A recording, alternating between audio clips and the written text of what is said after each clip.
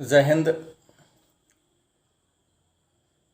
आज के इस वीडियो में हम लोग गृह विज्ञान मतलब होम साइंस के चैप्टर नंबर 5 और 6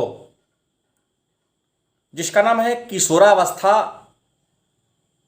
तथा किशोरावस्था और तादात्म्य से जुड़े हुए कुछ महत्वपूर्ण लघुत्तरीय और दीर्घ उत्तरीय प्रश्न बनते हैं, उसी पर हम लोग विस्तार से चर्चा करेंगे। तो आज का पहला प्रश्न है, तादात्म्य से आप क्या समझते हैं? तादात्म्य क्या है अथवा तादात्म्य से आप क्या समझते हैं? तो आपका उत्तर होगा, तादात्म्य से हमारा मतलब उस स्थिति से है, तादात्म्य से हमारा मतलब उस स्थिति से है जिसमें इस बात की जानकारी दी जाती है कि वह एक व्यक्ति है जो समाज के लिए योगदान करता है, एक व्यक्ति है जो समाज के लिए योगदान करता है। इसी तादात्म्य के नाम से जानते हैं। तो दूसरा प्रश्न होगा, तादात्म्य के निर्माण के कितने चरण हैं? तादात्म्य के निर्माण के माने बनने के कितने चरण हैं? तो एरिक एरिक्सन नामक मनोवैज्ञानिक ने संपूर्ण जीवन के विकास के या तादात्म्य के निर्माण के 8 चरणों के बारे में चर्चा किया है। पहला है विश्वास बनाम अविश्वास, दूसरा स्वायत्तता बनाम शर्त, तीसरा पहल बनाम अपराधबोध, चौथा परिश्रम बनाम हीन भावना, पांचवा पहचान बनाम पहचान भ्रांति, छठा आत्मीयता बनाम अलगाव, सातवां उत्पादकता बनाम स्थिरता और नंबर 8 में संपूर्णता बनाम निराशा। ये 8 चरण है मानव के विकास के या तादात्म्य के निर्माण के। एक विशेष बात बता दें कि हम जिन जिन प्रश्नों को आपको समझा रहे हैं, आपको लगता हो कि आप बोल रहे हैं हम कैसे लिख पाएँ, लिखने में परेशानी हो जा रही है, कैसे नहीं लिखा पा रहा है, तो हम जिन जिन प्रश्नों को समझा रहे हैं उन सारे प्रश्नों का उत्तर इसी वीडियो के लिंक में डिस्क्रिप्शन में डाला हुआ है। इस वीडियो का डिस्क्रिप्शन आप खोलेंगे तो इन सारे प्रश्नों का उत्तर जो मैं क्रमिक रूप से बोल रहा हूँ वहाँ पर ऑलरेडी डाला गया है। तो वीडियो को सुन लेंगे और वीडियो को सुनने के बाद उसके डिस्क्रिप्शन में जाएंगे तो उसके डिस्क्रिप्शन में इन सारे प्रश्नों का उत्तर डाला गया है। अगला प्रश्न है, शारीरिक विकास किन किन कारकों पर निर्भर करती है? मतलब हमारा जो बॉडी है, हम सबका जो शरीर है, हम सबका जो बॉडी है, इसका विकास किन किन कारकों पर निर्भर करता है? तो आपको बता दें कि मानव के शरीर के विकास कई कारकों पर निर्भर करती है। उनमें प्रमुख है अनुवांशिकी,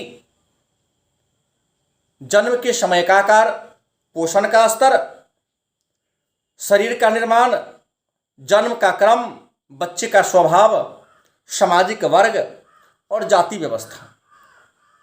ये 6-7 कारक हैं जो हमारे शरीर के डेवलपमेंट को प्रभावित करती है।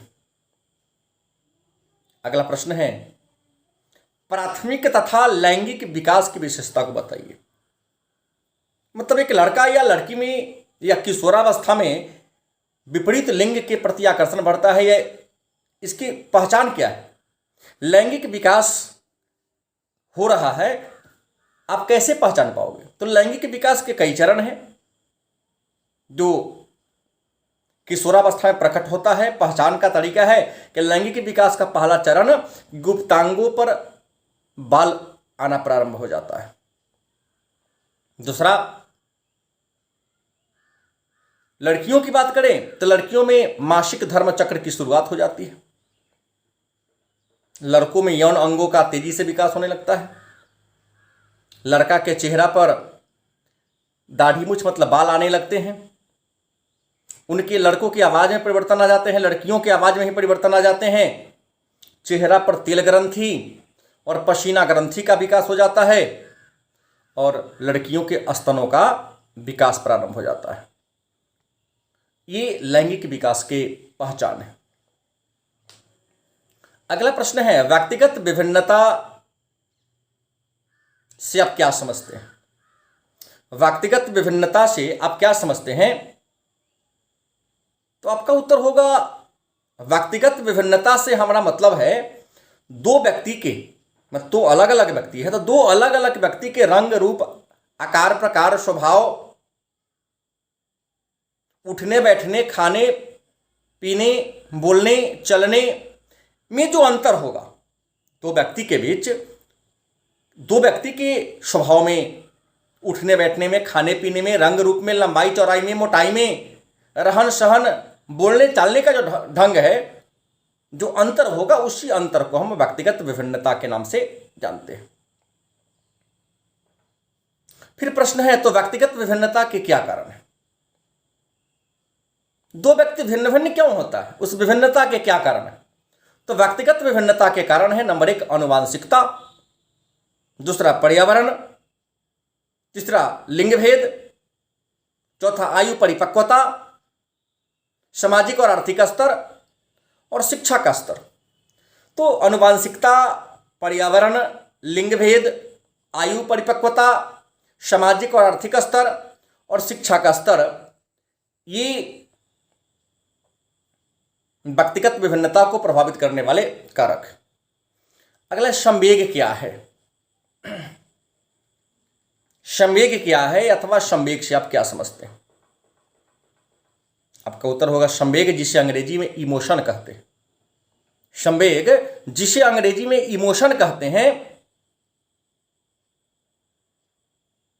इमोशन शब्द की उत्पत्ति लैटिन भाषा के शब्द इनोवेयर से हुआ है, जिसका मतलब है हिला देना, संपूर्ण शरीर को हिला देना, उत्तेजित कर देना। जब किसी उद्दीपन के कारण व्यक्ति के व्यक्तित्व अचानक हिल जाए, परिवर्तित हो जाए, तो उसे हम संवेग कहते हैं। अगला प्रश्न है, किशोरावस्था तूफान एवं दबाव की अवस्था है कैसे? किशोरावस्था तूफान एवं दबाव की अवस्था है कैसे? या किशोरावस्था जीवन की सबसे जटिल अवस्था है कैसे? स्पष्ट करें। किशोरावस्था तूफान एवं दबाव की अवस्था है कैसे, अथवा किशोरावस्था जीवन की सबसे जटिल अवस्था है कैसे? स्पष्ट करें। उत्तर होगा, किशोरावस्था जीवन की सबसे जटिल अवस्था है या आंधी और तूफान की अवस्था है, क्योंकि इस अवस्था में व्यक्ति के शरीर में, चाहे लड़का हो या लड़की, अनेक सारे बदलाव होते हैं। इस अवस्था में यौनगत परिवर्तन होता है। इस अवस्था में व्यक्ति अपनी नई पहचान बनाना चाहता है। इसी कारणों से विद्वानों ने किशोरावस्था को जीवन की सबसे जटिल अवस्था, दबाव या तनाव की अवस्था कहा है।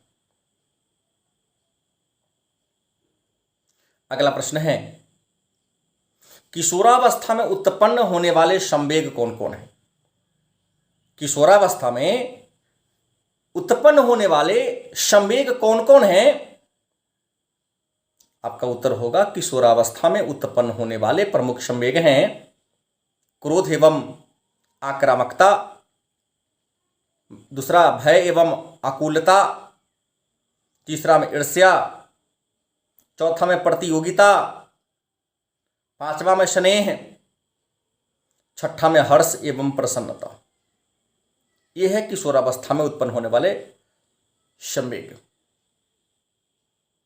अगला प्रश्न है, सामाजिक विकास के मापदंड कौन कौन है? सामाजिक विकास के मापदंड कौन कौन है? तो सामाजिक विकास के कई मापदंड हैं। सामाजिक विकास के कई मापदंड हैं, जिसमें नंबर 1 है सामाजिक परिपक्वता, सामाजिक अनुरूपता, सामाजिक समायोजन, सामाजिक अंतःक्रिया और सामाजिक सहभागिता।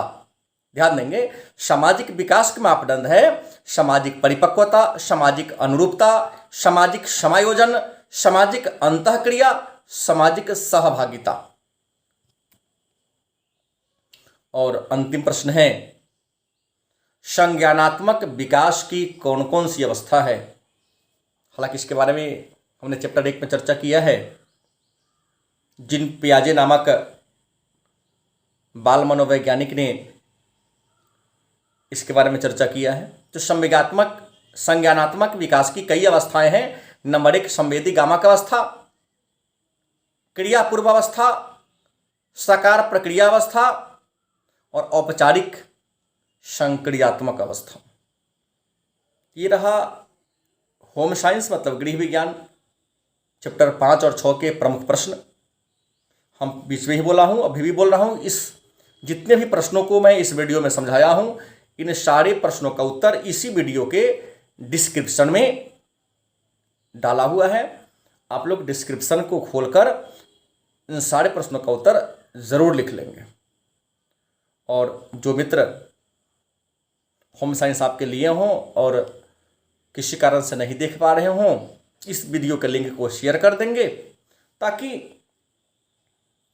वे भी इस वीडियो को देख लें। धन्यवाद।